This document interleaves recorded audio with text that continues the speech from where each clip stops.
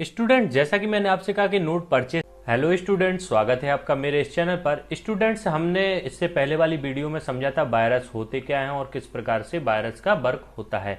हम इस वीडियो में भी इसके आगे के जो हमारे वायरस को लेके डेफिनेशंस हैं हम उनको क्लियर करने वाले हैं। इससे पहले वाली वीडियो में जो हमने देखा था वह था वायरस क्या होता है, हिस्ट्री ऑफ वायरस, वायरस फैलने के कारण, मेलवेयर सॉफ्टवेयर क्या होते हैं और मेलवेयर सॉफ्टवेयर के अंतर्गत कौन कौन से सॉफ्टवेयर आते हैं, इसके बारे में हमने समझा था। यदि आपने अभी तक ये वीडियो नहीं देखी तो इससे पहले वाली पार्ट फर्स्ट को देखें वायरस के। स्टूडेंट्स, यदि आपको मेरा पढ़ाना पसंद आ रहा है तो इसको वीडियो को लाइक कीजिए, शेयर कीजिए और चैनल को तो सब्सक्राइब करना ही है।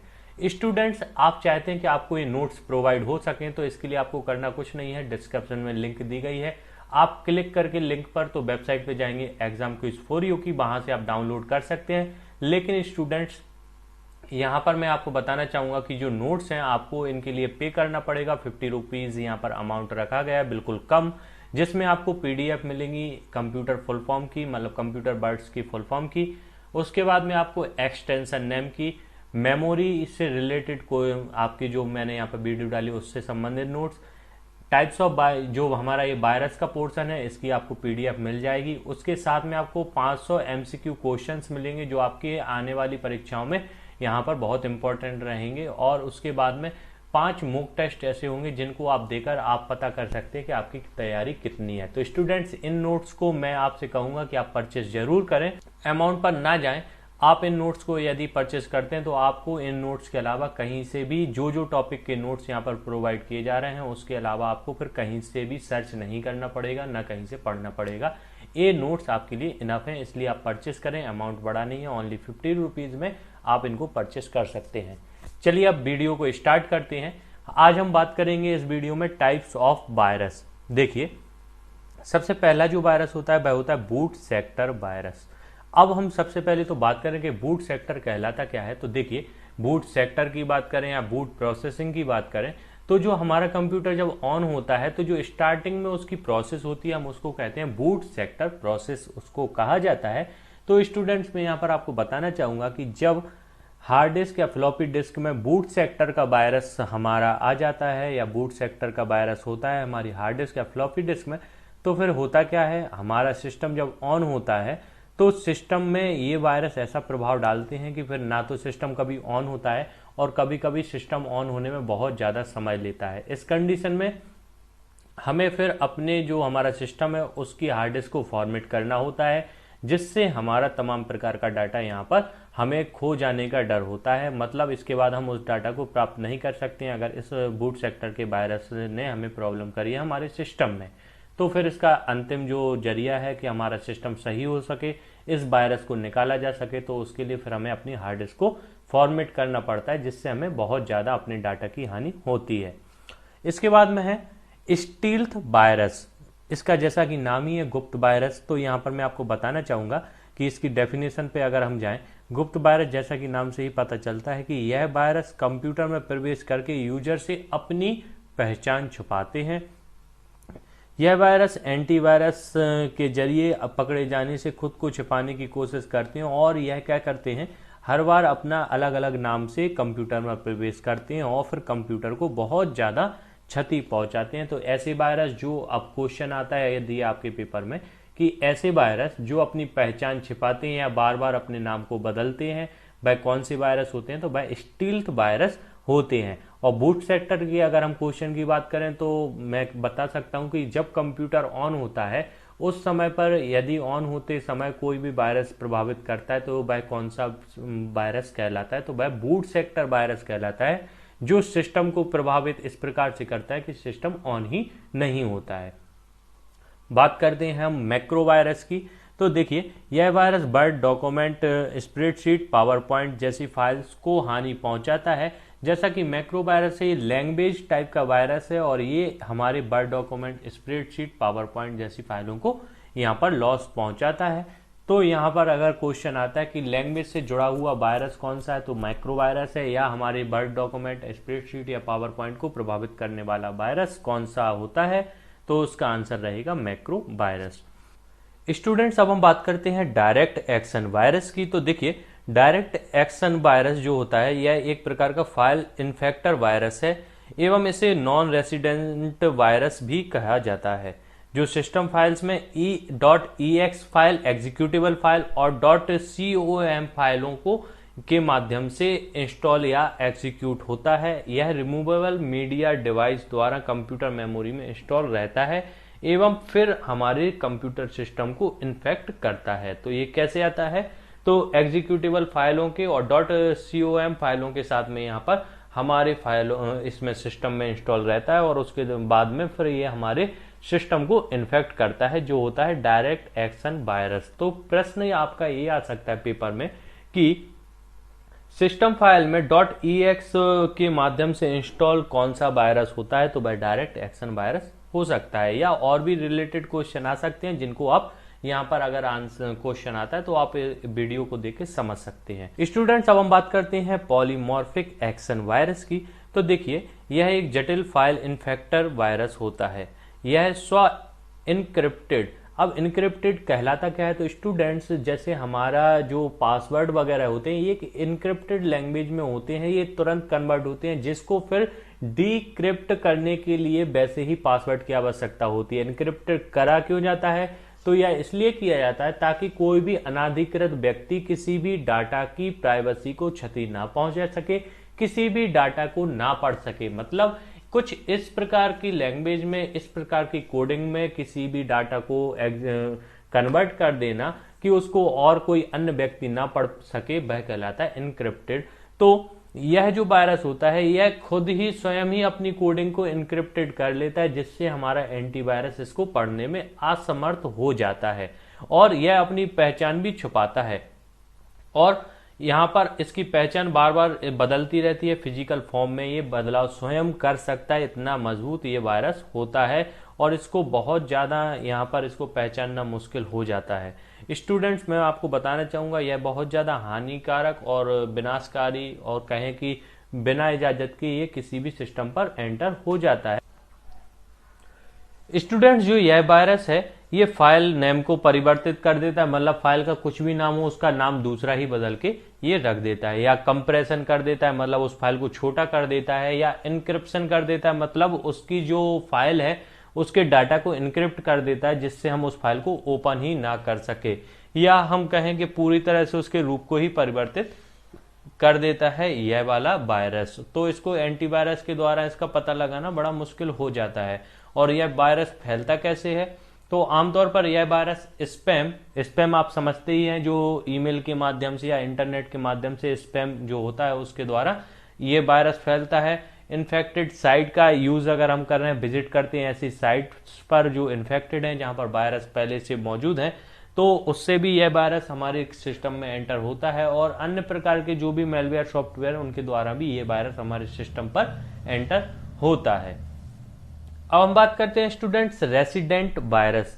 तो देखिए, यह वायरस कंप्यूटर की रैम मेमोरी में प्रवेश करके उसको प्रभावित करता है और यह कई अलग अलग तरीकों से रेजिडेंट वायरस बनाता जाता है। उनमें कुछ वायरस बहुत मंद गति से कार्य करते हैं, तो कुछ बहुत तेजी गति से कार्य करते हैं और कुछ तो छुपकर भी कार्य इसमें करते हैं।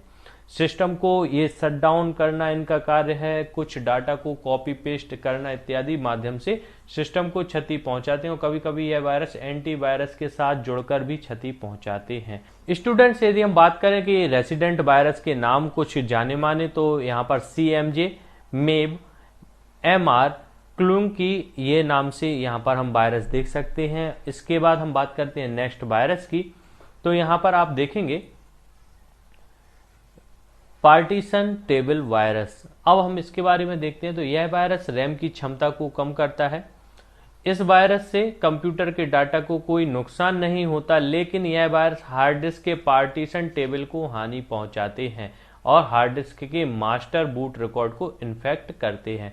स्टूडेंट्स, आप पार्टीशन तो समझते होंगे, क्योंकि हार्ड डिस्क में जो हमारा C ड्राइव होती है, D ड्राइव होती है, E ड्राइव होती है, ये हमारे हार्ड डिस्क के पार्टीशन कहलाते हैं। तो ये जो पार्टीशन टेबल वायरस होता है ये हमारे पार्टीशन को इन्फेक्टेड करता है, चेंज कर देता है पार्टीशन को, कभी कम या ज़्यादा कर देता है। तो इस प्रकार का जो वायरस होता है, जो हमारे C drive, D drive, E drive जो हमारे पार्टीशन है उनको चेंज करता है, वह कहलाता है पार्टीशन टेबल वायरस। इसके बाद हम बात करते हैं ब्राउजर हाईजैक वायरस की। तो यह वायरस इंटरनेट को एक्सेस करने के लिए प्रयोग किए जाने वाले ब्राउजर्स को क्षति पहुंचाता है। अब ब्राउजर होते क्या है, जैसे कि हम इंटरनेट को अपने सिस्टम पर उपयोग करने के लिए मोजिला फायरफॉक्स, गूगल क्रोम, अपना इंटरनेट एक्सप्लोरर, इस प्रकार के, चाहे ओपरा मिनी कहें, इस प्रकार के जो हमारे ब्राउजर होते हैं, जो हम जिनका ऐसे सॉफ्टवेयर जिनके द्वारा हम इंटरनेट को एक्सेस करते हैं, Google Chrome, Mozilla Firefox, Opera Mini, Internet Explorer, UC Browser, ये सभी हमारे ब्राउजर कहलाते हैं।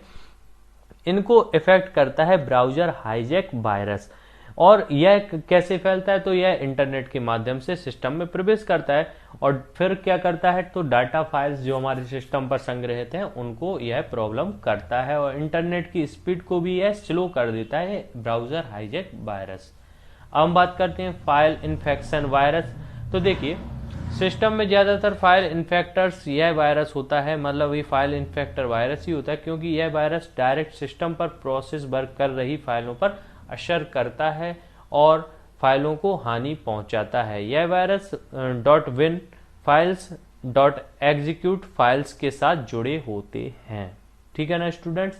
इसके बाद अगर हम बात करें ओवरराइट वायरस की, तो यह वायरस सिस्टम पर संग्रहित फाइल्स की डुप्लीकेट प्रति तैयार कर लेता है, जिससे वास्तविक फाइल को पहचानना बड़ा मुश्किल होता है। इस प्रकार के वायरस को कंप्यूटर से निकालने के लिए एंटीवायरस के साथ ऐसी समस्त इन्फेक्टेड फाइल्स को डिलीट करना पड़ता है। मतलब एंटीवायरस जब हमारा स्कैन करता है इस वायरस को, तो फिर हमें ऐसी इन्फेक्टेड, जो भी हमारी इन्फेक्टेड फाइल है, हमें उन सभी को डिलीट करना पड़ता है और इस प्रकार का हमारा सारा डाटा इरेज हो जाता है, जिससे हमें बहुत ज्यादा क्षति पहुंचती है। तो जो इस प्रकार का वायरस है वह है ओवरराइट वायरस। अगर हम बात करें ईमेल हॉक्सेस वायरस की, तो यह वायरस ईमेल की सहायता से भेजा गया वायरस होता है। यह यूजर को वायरस होने की सूचना देता है और यह अपने मित्रों को सूचित करने को कहता है, जबकि वास्तव में ऐसा कुछ भी नहीं होता है। यह वायरस यूजर का समय नष्ट करता है और मानसिक रूप से परेशान। मतलब आपकी ईमेल के माध्यम से एक वायरस का आपके पास में एक मैसेज आया कि ये इस प्रकार का आपके में वायरस आ गया है और यदि इसको आपको रिमूव करना है तो अपने फ्रेंड्स को आप ये मैसेज सेंड कीजिए। और वास्तविकता में देखें तो ये वायरस ना तो कोई क्षति पहुंचाता है, सिर्फ मैसेज डालता है, तो हम घबरा जाते हैं कि इस प्रकार का वायरस हमारे सिस्टम पर आ गया है और उससे हमें कहीं ना कहीं मानसिक रूप से हम यहाँ पर बिल्कुल हिल जाते हैं, प्रॉब्लम में आ जाते हैं कि अब इस प्रकार के वायरस से हम कैसे फेस करें इस वायरस को, या किस प्रकार से सिस्टम से हटाएं। तो ये वायरस कौन सा होता है, ईमेल हॉक्सेस वायरस। इसके बाद है कंपेनियन वायरस। तो ये वायरस जो है यह खुद को ऐसी फाइल में स्टोर करता है जिसका नाम किसी प्रोग्राम फाइल के समान होता है। जब वह फाइल एग्जीक्यूट होती है तो यह वायरस आपके कंप्यूटर को संक्रमित कर देता है और हार्ड ड्राइव से फाइल को हटा देता है। पहले कंपेनियन वायरस को ग्लोब वायरस कहा जाता था, जिसका पता 1992 में चला था। अगर हम बात करें सिंपल एंड स्वीट भाषा में, तो कह सकते हैं कि यह कंपेनियन वायरस ऐसा होता है जो खुद को किसी और प्रोग्राम के साथ स्टोर करके रख लेता है, ताकि जब वह प्रोग्राम एग्जीक्यूट होता है तो यह भी अपना काम करना शुरू कर देता है और फाइलों को प्रभावित करता है। अब हम बात करते हैं स्टूडेंट्स की, जो हमारे वायरस होते हैं उनके लक्षण और प्रभाव हम किस प्रकार से पहचानें कि हमारे सिस्टम में वायरस आ गया है। क्योंकि हमने माध्यम तो पता कर लिए कि किन किन माध्यम से आता है, लेकिन अब हमें क्या यहाँ पर प्रॉब्लम आती है हमारे सिस्टम में कि हमें ये पता चले कि हमारे सिस्टम वायरस से इन्फेक्टेड है। तो देखिए, सबसे पहला जो इसका लक्षण होता है वह होता है कि कंप्यूटर की गति धीमी हो जाती है, जो प्रोसेस टाइम होता है बहुत स्लो हो जाता है और कंप्यूटर हमारा बिल्कुल स्लो वर्क करने लगता है। कीबोर्ड की का कार्य बदल जाना। स्टूडेंट्स, जैसे आप कीबोर्ड से कोई भी की दबाते हैं, जैसे ए को आपने क्लिक किया तो पता चला उससे ओ बन रहा है, या कोई और भी कार्य हो रहा है, एंटर की से डिलीट हो रहा है आपका, या डिलीट की से आपका एंटर की वर्क कर रही है। इस प्रकार से जब आपकी कीबोर्ड की अलग काम करने लगते हैं जो उसका काम नहीं है, तो इस प्रकार से वायरस का हमें पता चलता है। इसके बाद हमारी जो फाइल है उसकी जो एक्चुअल साइज है उसको कम करना, इस प्रकार का भी हमारे सिस्टम पर प्रॉब्लम आती है। स्क्रीन पर बेकार की सूचनाएं देना। आपने देखा होगा मोबाइल में भी बहुत से आप जब ऐप डाउनलोड करते हैं तो बहुत से उसके साथ में सूचनाएं आने लगती हैं जो हमारे काम की नहीं होती। पता चला कभी कभी तो ऐसा कुछ कंटेंट हमें देखने को मिलता है जो नॉर्मल हम किसी को भी दिखाना नहीं चाहें अपने सिस्टम पर या अपने मोबाइलों में। तो इस प्रकार के यह सब वायरस ही होते हैं। डिस्क को फॉर्मेट भी कर देता है कभी कभी। उसके बाद फाइल एंड फोल्डर का निर्माण, शॉर्टकट का निर्माण। अब यहाँ पर मैं आपको बताना चाहूंगा, जैसे कोई फाइल बनी है आपकी, क्या पता उसका डुप्लीकेट फाइल आपको देखने को मिल जाए। तो इस प्रकार के जब हमें यहाँ पर जो फाइल हमने बनाई है उससे अधिक फाइलें बन जाना, ऑटोमेटिक, हमारे द्वारा नहीं, ऑटोमेटिक बन जाना, तो इस प्रकार से ये वायरस का ही काम होता है। और यहाँ पर कंप्यूटर में जो भी हमारा डाटा यहाँ पर आवश्यक है उसको डिलीट, ऑटोमेटिक डिलीट हो जाना, यह भी वायरस का ही एक कारण है। कंप्यूटर चलते चलते ऑटोमेटिक रीस्टार्ट होने लगना, ये भी एक वायरस का ही कारण है। हमारे कंप्यूटर की मेमोरी को कम कर देना, ये भी एक वायरस का कारण ही है। और पता चला हमने किसी प्रोग्राम को रन किया हो, वो रन होते होते उसको रोक जाना, या हम कहें कि हैक होने वाली कंडीशन के, हम कहते हैं कि सिस्टम हमारा हैंग हो गया। हैक एक अलग चीज है। हैक में कोई भी यूजर आपके सिस्टम को कंट्रोल में ले लेता है और आपका डाटा चोरी करता है, वो कहलाता है हैक। और हैंग होना मतलब आपके सिस्टम की सभी गतिविधियां बंद हो जाना, कोई भी प्रोसेस जो आपकी एग्जीक्यूट हो रही थी वहां पर स्टॉप हो जाना, ये कहलाता है सिस्टम का हैंग होना। तो जब भी ऐसी कुछ परेशानी आती है, इसके अलावा और भी परेशानी हो सकती है, ये सब परेशानियां आती हैं तो हमें समझ में आता है कि हमारे सिस्टम पर वायरस आ चुके हैं। ये कुछ लक्षण होते हैं। अगर आपके सिस्टम में भी इस प्रकार के लक्षण हैं तो आप भी इसमें सुधार करवा सकते हैं। कैसे? एंटीवायरस को यहाँ पर इंस्टॉल करके उसके द्वारा स्कैन कर सकते हैं। और अगर एंटीवायरस का भी वर्क ना हो तो फिर तो आपको फॉर्मेट ही करना पड़ेगा अपने सिस्टम को, जिससे आपको बहुत ज़्यादा हानि हो सकती है। इसलिए मेरा कहना है कि आप लोग एंटीवायरस तो अपने सिस्टम में रखें, उसके बाद ही किसी की पेन ड्राइव, डीवीडी या अन्य कोई भी डिवाइस को अपने कंप्यूटर से कनेक्ट करें या इंटरनेट को भी यूज़ करें तो उसके पहले आपके सिस्टम पर एंटीवायरस होना चाहिए। अब हम बात करते हैं कुछ हमारे वायरस के बारे में जो बहुत ज़्यादा फेमस रहे हैं, उनके नामों के बारे में। तो 1971 में जो वायरस आया था नेटवर्क को प्रभावित करने वाला क्रीपर वायरस था। पीसी को 1982 में एल क्लोनर आया था। 1988 में द मॉरिश इंटरनेट वॉर्म आया था। 1990 में मेलिसा नाम के मेलवेयर आया था। उसके बाद 2000 में एक आई लव यू नाम से एक वायरस आया था। 2001 में कोड रेड नाम से एक वायरस आया था। 2003 में SQL स्लैमर नाम से एक वायरस आया था। एक 2003 में ब्लास्टर नाम से आया था। 2004 में सेसर नाम से। 2010 में आया था स्टक्स नेट के नाम से। 2011 में ट्रोजन नाम से। 2012 में रूट किट। 2014 में जेनरिक पप और उसके बाद 2014 में नेट बॉर्म नाम से। ये कुछ विशेष वायरस थे। इनके अलावा भी और भी वायरस हैं जिनको आप यहाँ पर सर्च करके आप यहाँ पर स्टडी कर सकते हैं। अब हम बात करते हैं, इसमें एक अभी नया आया है, यहाँ पर रैंसमवेयर नाम से आया है साइबर हमला जो आजकल चल रहा है। वह भी एक नए कहीं ना कहीं वायरस का ही इफेक्ट हम उसको मान सकते हैं। तो इसको अगर हम पढ़ते हैं, यहाँ पर देखिए, इसकी थ्योरी पे ध्यान दें। रैंसमवेयर एक तरह का वायरस है या मेलवेयर इसको हम कह सकते हैं। यह प्रभावी होने पर किसी भी कंप्यूटर को बंद कर देता है और खोलने के लिए या फिर शुरू करने के लिए रैंसम यानी फिरौती मांगता है। मतलब आपके सिस्टम को एक प्रकार से हैक कर लेता है, फिर आपके सिस्टम को बंद कर देता है। अब आपको यदि इसको ऑन करना है या इस पर कार्य प्रोसेस स्टार्ट करना है तो आपको इसके लिए फिरौती देनी होती है। हम बात करें तो ये साइबर अपराध की श्रेणी में आता है और यहाँ पर अनलॉक करने के लिए अधिकांश 300 अमेरिकन डॉलर इसके द्वारा मांगे गए हैं 2000 हम बात करें 17 में। और इसमें जो मांगा जाता है ये फिरौती, ये किसके रूप में आपसे प्राप्त की जाती है? तो डिजिटल मुद्रा बिटकॉइन की मांग करते हैं। और इसके द्वारा मैं आपको बता दूं 2017 में दुनिया भर में खलबली मचा दी थी इस वायरस ने और 150 से अधिक देश इससे प्रभावित भी हो चुके हैं।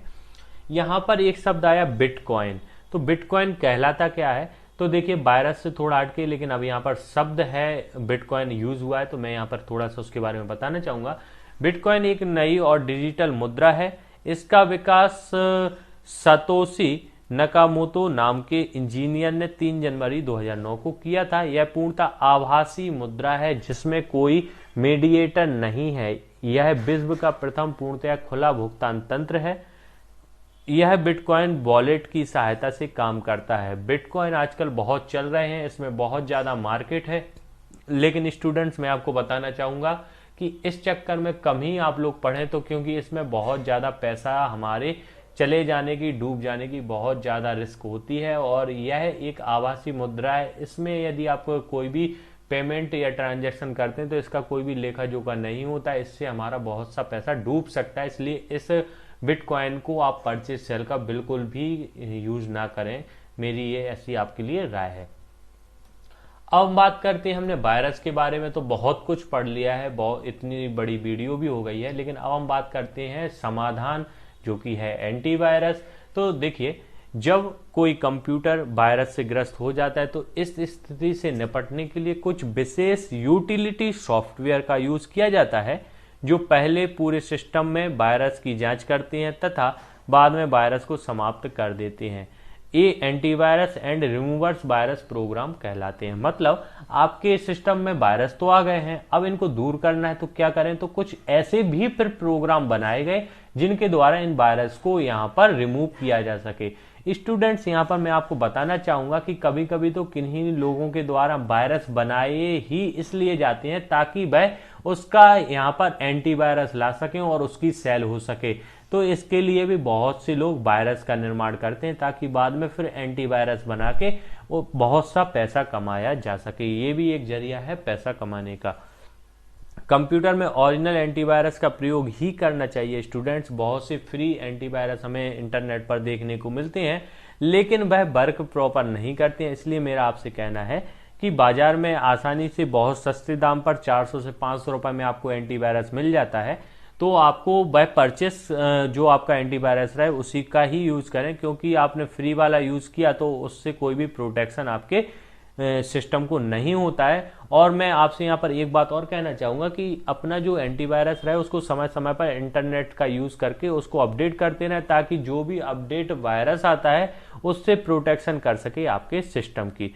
स्टूडेंट्स, अब हम बात करते हैं कुछ एंटीवायरस के नामों की। अभी हमने देखा था कि वायरस के नाम हमने देखे थे, अगर हमारे क्वेश्चन आता है हमारे पेपर में तो हम उनका आंसर दे सकें। इसी प्रकार एंटीवायरस भी होते हैं। एंटीवायरस में देखिए, सबसे पहला ये नाम है क्विक हील, इसके बाद है कैस्पर स्काई, अवास्ट, NPAV और Norton security, McAfee, Avira, Bitdefender, K5 total security, AVG antivirus, Microsoft security essentials 360 total security, Comodo antivirus. ये कुछ नाम थे स्टूडेंट्स, इनको आप याद कर लीजिए, क्योंकि आपके एग्जाम में आपसे पूछा जा सकता है कि पता चला आपको 3 वायरस के नाम दे दें, एक आपको उसमें एंटीवायरस का नाम दे दें और आपसे कहें कि इनमें से कौन सा एंटीवायरस है। तो आपको जितने भी ज्यादा यहाँ पर एंटीवायरस के नाम आपको याद होंगे, आप एग्जाम में बहुत अच्छे से इसका आंसर दे सकेंगे। स्टूडेंट्स, ये थी हमारा पूरा कॉन्सेप्ट वायरस और एंटीवायरस के बारे में। उम्मीद करता हूं कि मैंने वीडियो में जो भी पढ़ाया आपको समझ में आया होगा, और अगर समझ में आया तो इसको लाइक, शेयर और सब्सक्राइब कर दीजिए मेरे चैनल को। स्टूडेंट, जैसा कि मैंने आपसे कहा कि नोट परचेस कर लीजिए, तो आपको यहाँ पर डाउट रहता है कि सर कहीं ऐसा ना हो कि हम नोट्स के लिए परचेस करने के लिए पेमेंट कर दें और हमारा पेमेंट हो भी जाए और हमें नोट्स प्राप्त ना हो, या हो सकता है कि आपको प्रोसेस ही पता ना हो कि किस प्रकार से हम इन नोट्स को परचेस कर सकते हैं। तो स्टूडेंट्स, टेंशन की कोई बात नहीं है, मैं आपको यहाँ पर बताऊंगा कि किस प्रकार से आप प्रोसेस करके ये नोट्स परचेस कर सकते हैं। तो देखिए स्टूडेंट्स, जैसा कि हमारी ये वीडियो है, यहाँ पर टेक्स्ट के जो हमारे हैं यहाँ पर एक्सटेंशन नेम, उनकी यहाँ पर एक वीडियो है जिसके डिस्क्रिप्शन में मैंने यहाँ पर लिंक दी हुई है, get why notes, click on this link. आप जैसे ही इस लिंक पर करते हैं क्लिक, तो आप पहुंच जाएंगे हमारे exam quiz for you website पर, और यहाँ पर ये नोट्स आपको यहाँ पर देखने को मिलेंगे। कुछ इस प्रकार से यहाँ पर आपको लोगो देखने को मिल जाएगा, जो यहाँ पर आप देख सकते हैं। और यहाँ पर एक यहाँ पर ऑप्शन बना हुआ है वाई नाउ का, हम जैसे ही इस पर करते हैं क्लिक, तो हम एक नए विंडो पर यहाँ पर ओपन करते हुए देखते हैं।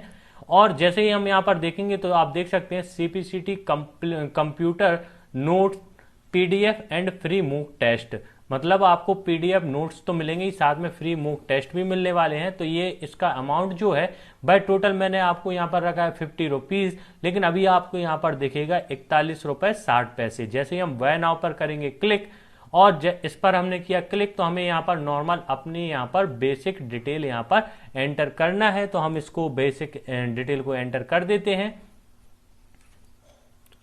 और यहाँ पर ईमेल आईडी जो हमारी रहेगी, हम उस ईमेल आईडी को यहाँ पर एंटर कर सकते हैं। इसके बाद हमें यहाँ पर मोबाइल नंबर को एंटर करना है, तो आप अपने मोबाइल नंबर को यहाँ पर एंटर कर दीजिए।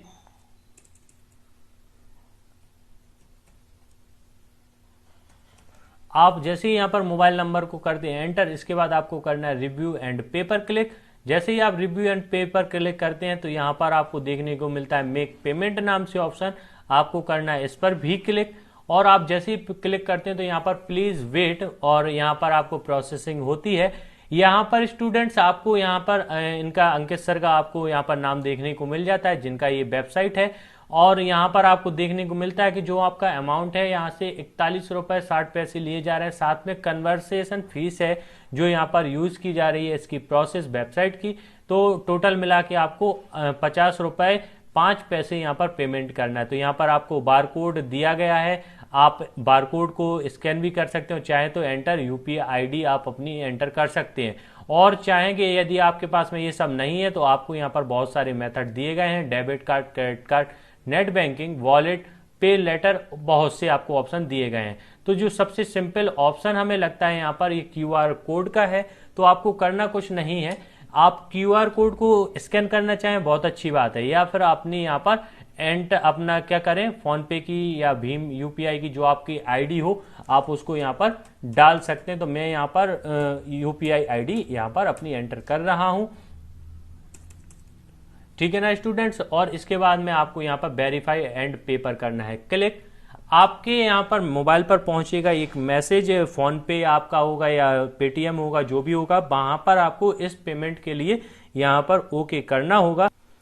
तो स्टूडेंट्स चलते हैं हम अपने मोबाइल पर, और मोबाइल में हम फोन पे पर जैसे ही करेंगे क्लिक तो यहाँ पर आप देख सकते हैं रिक्वेस्टेड बाय, और यहाँ पर इंस्टा मोजो की तरफ से यहाँ पर हमसे रिक्वेस्ट की गई है 50 रुपये 5 पैसे की।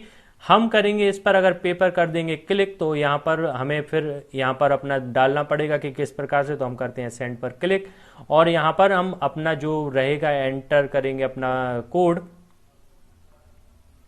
और यहाँ पर प्रोसेस करते हैं पेमेंट की, और ये हमारा हो गया यहाँ पर सक्सेस। तो आप स्टूडेंट्स देख सकते हैं कि आपकी स्क्रीन पर भी आपको यहाँ पर देखने को मिल जाएगा कुछ इस प्रकार से। आपको जैसे ही आप पेमेंट करते हैं तो यहाँ पर आपको ये स्क्रीन आपको यहाँ पर देखने को मिल रही है। तो स्टूडेंट्स अब आपको करना क्या है, तो यहाँ पर आप देखेंगे व्यू ऑर्डर एंड डाउनलोड का ऑप्शन है, आप करेंगे इस पर क्लिक, और यहाँ से आपको पीडीएफ आपको प्राप्त हो जाएगी जो यहाँ पर उपलब्ध कराई गई है। और यहाँ पर आप देखेंगे डाउनलोड का ऑप्शन आ गया, आप डाउनलोड पर करें क्लिक, और यहाँ पर आपकी ये डाउनलोड हो जाएगी। ये फाइल कैसे होगी, ये फाइल हो रही है आपकी जिप के रूप में यूज हो रही है, जिप फाइल के रूप में आपको यहाँ पर प्राप्त होगी। स्टूडेंट जैसा कि आप देख सकते हैं कि हमारी जो डाउनलोड हुई है जिप फाइल, यह हमारी एक फोल्डर में यहाँ पर सेव हो चुकी है।